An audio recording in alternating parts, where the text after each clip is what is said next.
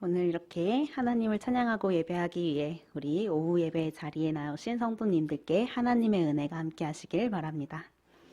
네, 오늘 제가 함께 나눌 말씀은 에스더의 말씀입니다. 이 에스더는 어떤 인물이었는지 제가 같이 이야기하면서 알려드리려고 하는데요. 이 에스더는 한 나라의 왕비였습니다. 이 성도님들도 왕비 같은 삶 살고 계신가요?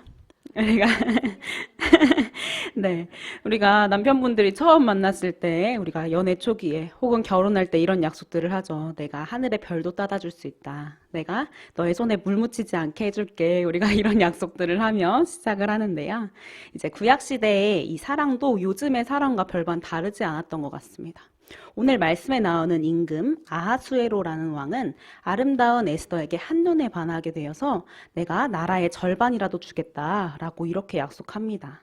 이 아하수에로 왕과 이 에스더는 어떻게 만났는지 오늘 함께 보도록 하겠습니다.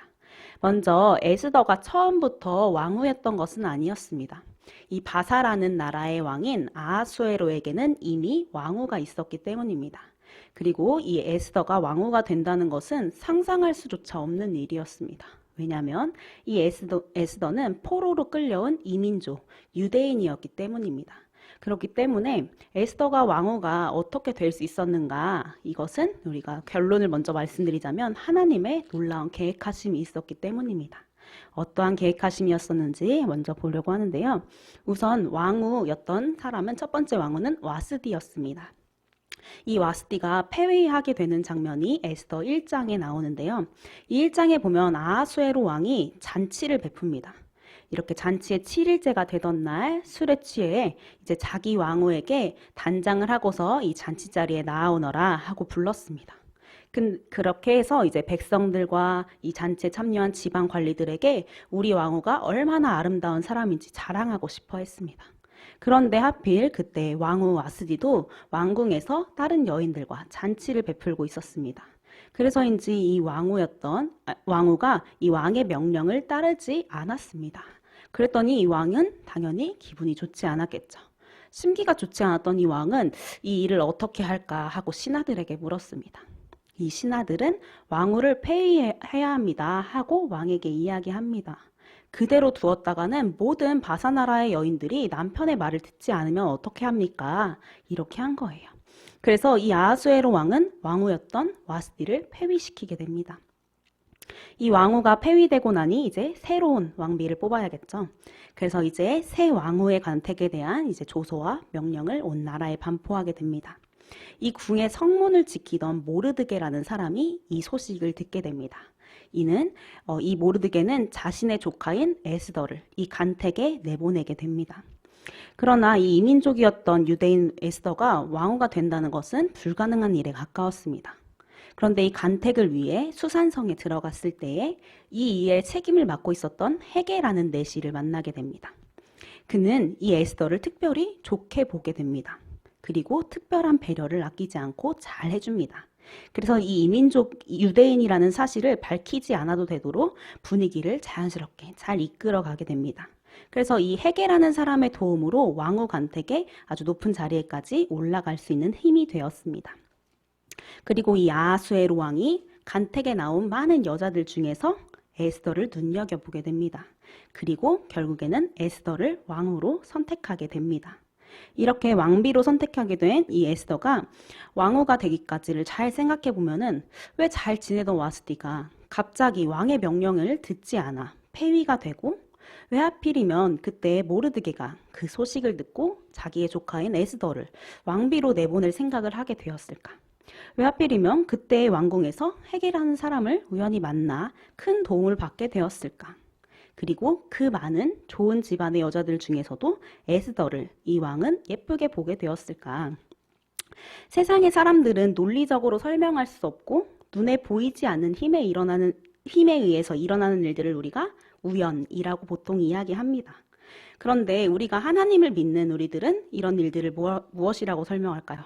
우리가 하나님께서 하신 하나님의 계획 또는 하나님의 섭리라고 말합니다. 하나님께서 에스더를 왕으로 세우시기 위해 눈에 보이지 않는 섭리를 작동하셨습니다. 에스더가 왕후가 된 것은 전적으로 하나님의 계획하심이 있었기 때문입니다. 갑자기 왕후 와스티가 폐위된 것도, 모르드게가 에스더를 왕비의 간택에 내보내게 된 것도, 그리고 우리가 수산성에서 헤게라는 내시를 만나게 된 것도, 아하수에로 왕에게 이 마음이 에스더에게 쏠리게 한 것도 하나님의 계획하심이 있었기 때문에 우리가 생겨난 결과입니다. 사람들은 눈에 보이지 않는 하나님의 계획하심의 결과를 볼 때마다 왜 하필이면 그때에, 왜 내가, 이런 사람들은 생각을 하게 됩니다. 2020년의 첫 번째 주일 오후 예배를 드린 성도님들, 우리가 새해를 시작하며 2019년에 지나온 일들을 떠올려 봅니다. 우리가 지나오며 우연인 줄만 알았던 이런 일들이 지나보니 하나님의 인도하심이었고 하나님의 은혜였다는 것을 혹시 깨달으신 적이 있으신가요? 우리가 오늘도 하나님께서 우리가 걷는 이 인생길에서 계속해서 하나님의 계획하심으로 역사하고 계십니다. 하필 그때에 왜 그 일이 일어나게 하셨을까? 왜 하필 그 사람을 만나게 하셨을까? 왜 내가 그곳에 있게 하셨을까? 우리가 생각해 볼 때에 하나님께서 그 놀라운 계획하심을 우리가 민감하게 알아차리는 성도님들 되시길 바랍니다. 우리가 우연이 아닌 하나님의 사역에 우리를 동참시키기 위한 하나님의 놀라우신 계획하심을 우리가 깨달아 알고 이렇게 동참하시는 성도님들 되시길 원합니다. 이제 에스더 3장을 보면요, 하만이라는 사람이 등장합니다. 이 하만이라는 사람이 왕의 다음에 총리의 자리에 오르게 됩니다. 왕의 다음인 2인자의 자리에 오르자 그는 교만에 빠지게 됩니다. 그리고 왕의 모든 신하들로 하여금 자신에게 절을 하라고 시킵니다. 그러나 모르드게와 유대인들은 절하지 않았습니다. 왜냐하면 하나님 외에 우리는 누구에게도 절할 수 없다라고 합니다. 이 하만이 이 사실을 알고 모르드게와 바사내에 살고 있는 유대인들을 아주 미워하게 되었겠죠. 그래서 죽이고자 해서 간계를 꾸밉니다. 하만이 이 사실을 왕에게 왜곡해서 보도를 합니다. 보고하여서 이 유대인들을 몰살할 계획에 대해 허락을 왕에게 받아내게 됩니다. 그리고 전국에 이제 조서를 보내요. 자, 어느 날 하나에 그날에 이제 유대인들을 다 죽이고 그들의 재산을 다 빼앗아라 라고 이제 명령하게 된 것입니다. 이 유대인들의 민족에 큰 위기가 찾아온 것이죠. 가만히 있다가는 바사 땅의 모든 유다인들이 하루아침에 몰살당하고 가진 재산을 다 빼앗기게 되었습니다. 유대인들은 가만히 있을 수 없었습니다. 그래서 모르드게가 이제 4장 3절에 보면 자기의 옷을 찢고 굵은 베옷을 입고 재를 뒤집어 쓰고 성중에 나아가서 대성통곡을 했다라고 이렇게 기록하고 있습니다. 유다인들이 크게 애통하며 금식하고 울며 부르짖고 굵은 베옷을 입고 재에 누운 자가 무수하더라 이렇게 나옵니다. 옷을 찢고 재를 뒤집어 쓰고 우리가 애통했다는 것은 유다인들의 전형적인 통회 그리고 회개하는 자복하는 그런 기도의 모습입니다. 금식하며 부르짖었다는 것은 유대인들의 전형적인 위기에서 하나님께 기도할 때의 모습입니다. 유대인들은 이런 민족적 위기가 다가오자 자신들의 죄를 하나님 앞에 자복하는 것입니다. 그리고 오직 하나님께 기도하며 방법을 찾았습니다. 제일 먼저 하는 일이 그 위기 가운데 기도하는 것이었습니다. 우리가 다른 어떤 인간적인 방법을 찾는 것이 아니라 내가 어떻게 하면 이 가운데 살 수 있을까 계산하는 것이 아니라 오직 하나님만 의지했다는 것입니다.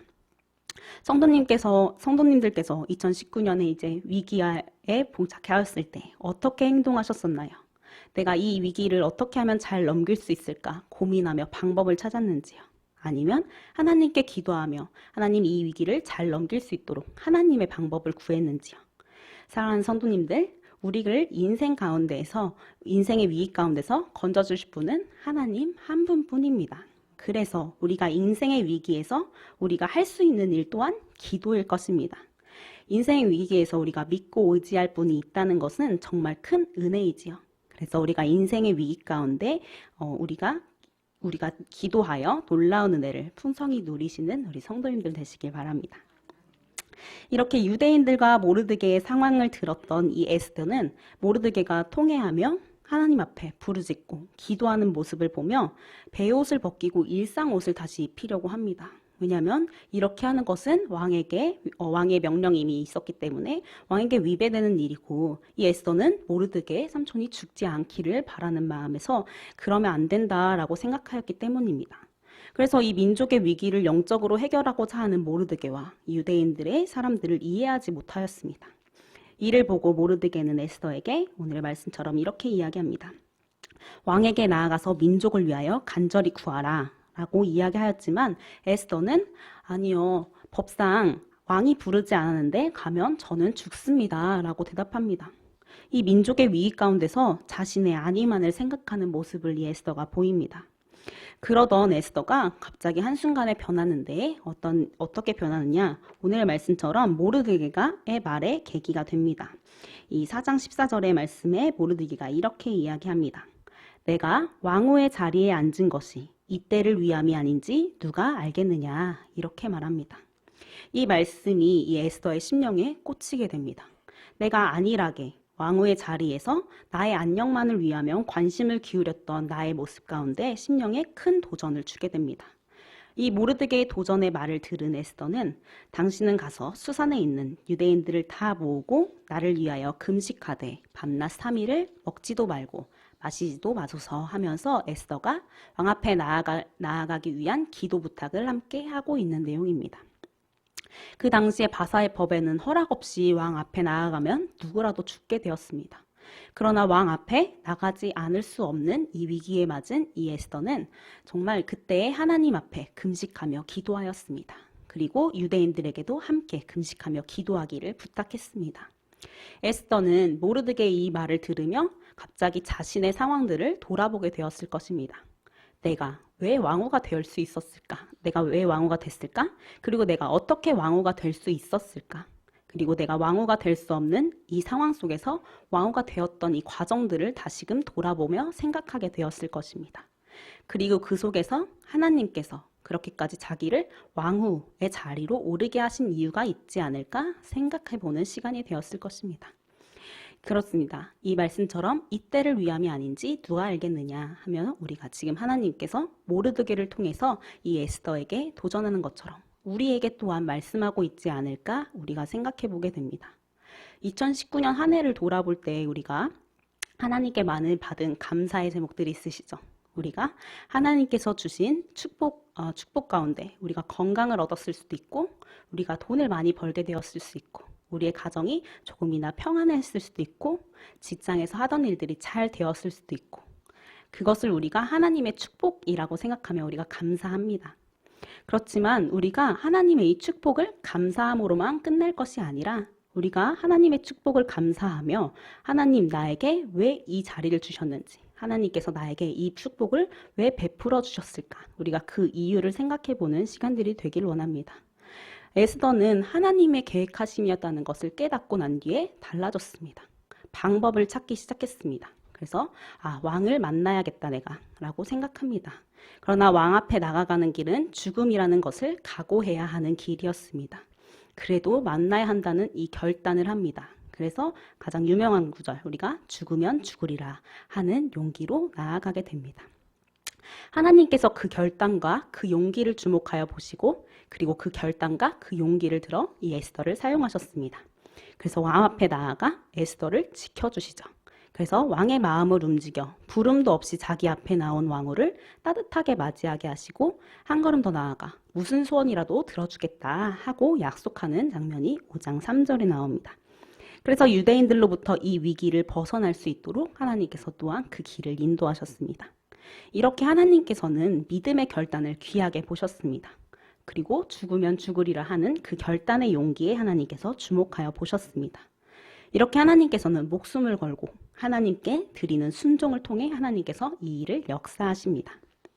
우리가 제가 이런 구절을 찾아왔는데, 천국 가는 사람에게는 용기가 필요합니다. 지옥 가는 사람에게는 용기가 필요치 않습니다. 우리가 바르게 살려는 사람에게는 용기가 필요합니다. 그리고 죄짓고 요령껏 사는 사람들에게 용기는 필요치 않습니다. 성공하는 사람들에게는 용기가 필요합니다. 실패하는 사람에게는 용기가 필요치 않습니다. 이처럼 믿음으로 순종하는 일에도 용기가 필요합니다. 왜냐하면 우리가 타협하지 않아야 하기 때문입니다. 위험과 손해와 박해를 우리가 감수해야 하는 그 자리 가운데 있기 때문입니다. 우리 사랑하는 성도님들, 이때를 위함이 아닌지 누가 알겠느냐? 이 말이 우리에게 도전으로 다가오고 우리가 깨달을 수 있는 도전의 말이 되길 원합니다. 우리가 죽으면 죽으리라. 우리에게 결단과 용기에서 샘솟는 우리의 순종이 있길 원합니다. 하나님께서 오늘도 우리 에스더와 같은 한 분 한 분을 찾고 계실 것입니다. 하나님을 위해서 우리가 별처럼 쓰이게 될 우리가 쓰임받는 성도님들이 되시길 바랍니다. 그래서 하나님의 섭리를 깨닫고 우리가 철저한 믿음으로 하나님의 부르심에 용기 있게 순종하는 우리 성도님들 되시길 원합니다. 우리가 하나님의 놀라우신 계획하심의 끝인 하나님의 사역을 위하여 우리가 용기와 결단하며 내가 지금 이 자리 가운데 왜 서 있게 되었나? 하나님의 인도하심을 기억하시는 성도님들 되길 바랍니다. 내가 이 자리 가운데 서서 감당해야 될 하나님의 사명은 무엇일까? 하나님께서 나에게 맡기신 사명은 무엇일까? 우리가 기억하는 시간들이 되길 원합니다. 우리가 그 사명을 기억하며 하나님께 용기와 지혜를 또한 구하고 나의 뜻대로 나의 힘대로가 아닌 하나님께서 주시는 용기와 지혜를 가지고 나아갈 때에 하나님께서 그 위기 가운데 나아갈 길을 열어주실 것이고 더욱더 큰 은혜로 보답하실 것입니다. 하나님의 축복과 은혜가 함께 하시는 성도님들 되시길 바랍니다.